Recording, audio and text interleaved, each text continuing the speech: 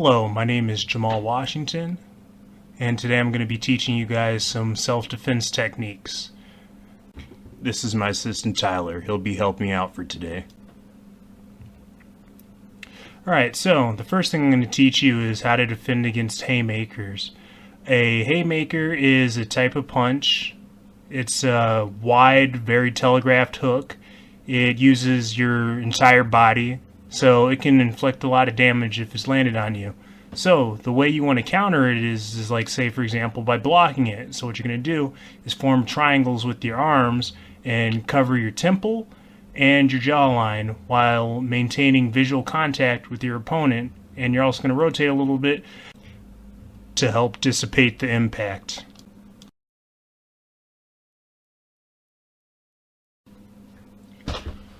One common scenario that you might encounter is being caught in a headlock.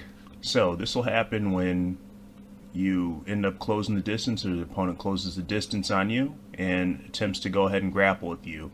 Now, when you're headlocked, your posture will be broken, it'll be bent over. In this position, your opponent, they can punch you in the face, or they could potentially throw you if they manage to get the proper leverage. So, first thing you're going to want to do is you're going to want to get in close,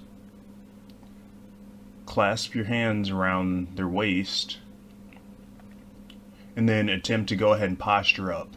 And now you're going to lift them, and when you go to lift, you're going to use your legs and your hips in order to explosively stand up, and then just go ahead and dump them on their side with force.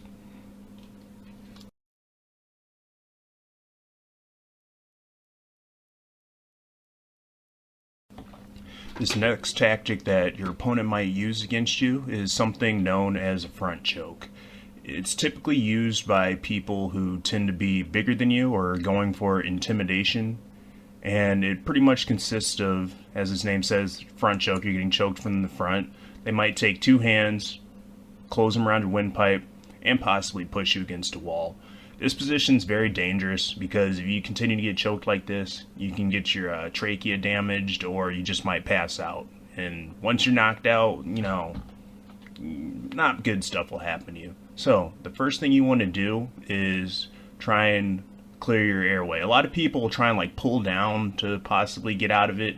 That's most likely not going to work because you won't have the right leverage. What you want to do is bring your arms up through the center and spread them, because your latissimus dorsi muscles are stronger than their forearm muscles that they'll be using to choke you. You want to use your hands to cup their biceps to prevent them from coming in and or striking you. This next technique I'm going to teach you is called a sprawl. A sprawl is used to counter a takedown or tackle. So, if you're fighting an opponent, right, and you're getting some good shots in on them, or you maybe got some more reach, they might attempt to tackle you. So, what I'm going to do is I want to stop myself from getting taken down. So I take one arm, I put it underneath their armpit, and I'm going to go ahead and drop my hips and spread my legs and be as heavy as I possibly can on my opponent. That will bring their upper half of their body down and prevent them from grabbing my legs. From here, I can transition to their side, go ahead and obtain superior control, and then if I want. Next, I'm going to demonstrate how to escape from a front headlock if you get caught in one. So, say we're fighting, and I decide to go ahead and shoot in for a double leg takedown, but I mess up and I come in with my head down, which is a big no-no. And he manages to go ahead and snatch up a guillotine on me. From here, I'm in a very bad position because he could potentially choke me out, or say if there's a wall behind me, all he just had to do is just, run my head into it, and then I'm out, and it's not going to be good. So, first thing I'm going to do is take my left hand, try and pull down on it in order to go ahead and alleviate the pressure, right?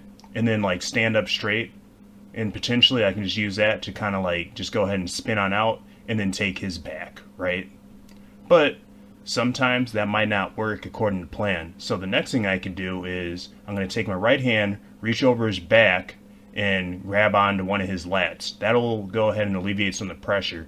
Next, what I'll do is I'll take my other arm, reach into the crook of his leg, right? And then what I'm going to do is use my legs, my hips to stand up, turn him sideways, and slam him down with great force. Now that I have my opponent on the ground, there's a variety of techniques I can go ahead and set up.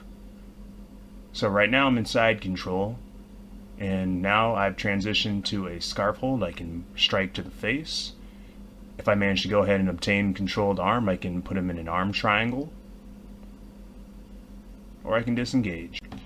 One common technique that an opponent may attempt to do on you is ambushing you by coming up behind you and attempting to either choke you out or drag you off, which is bad. So if they're behind you, what they'll want to do is put their arm around your neck and attempt to, pull you off balance and choke you. So what I want to do is I want to take my chin, tuck it down, and take my two hands, put it on their arm, shrug my shoulders in order to make it harder for them to get access to my neck. Alright? That'll buy me a little bit of time. But in order for him to choke me out, typically he needs two arms. So before he manages to lock that arm up, I want to grab his support arm, transfer it over to the other side of my head. That way he won't have the leverage in order to choke me out. And then from this point, all I'm going to do is spin into him, and then I could say potentially take his back, or just go ahead and disengage.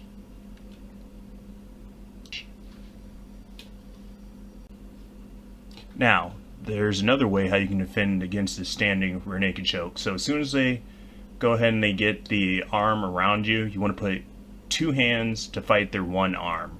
Alright, I'm going to tuck my chin. So what I'm going to do is from here is I'm going to attempt to spin out to my right. So what I'm going to do is I'm going to take my left leg, pivot out real fast while maintaining control of the arm. And as I'm behind him now, he can't really punch me. He might be able to kick me, but he won't really be able to do anything. And then I can go ahead and just take his back. Or use him as a shield. Or put him to sleep. Or even throw him. These next two techniques are known as blood chokes. Blood chokes work by constricting the opponent's carotid artery in order to prevent blood from reaching the brain, effectively incapacitating them. The first technique I am about to demonstrate is known as a rear naked choke. So, starting off, what you're going to want to do is close the distance, and then from here, take your opponent's back, obtain a seatbelt grip, and then from this point I'm going to break my opponent's balance, pulling him backwards, wrap my right arm as far as I possibly can. My bicep is blocking one carotid artery and my forearm the other. I'm going to lace my other support hand around the back of his neck, and then from this point what I'm going to do is squeeze my shoulder blades together. This next technique is a variant of the rear naked choke known as kata hajime, or single wing constriction. This technique is good to use if your opponent has on a thick hooded material or if they're just too strong for the normal variant. So from here, my pony's pulling down on my arm. It's making it difficult for me to lock it on up on him. So from the seatbelt grip, what I do is I'm going to go ahead and take my right arm, grab the inside of his collar or just a good portion of his hooded material, get a good grip on that. Now I'm going to take my left arm, and I'm going to ideally attack the crook of his elbow, alright, and thrust his arm up high over his head, and then lace it around back behind the back of his head. Alright, that way he'd only have one arm to defend, and then I can effectively strangle my opponent.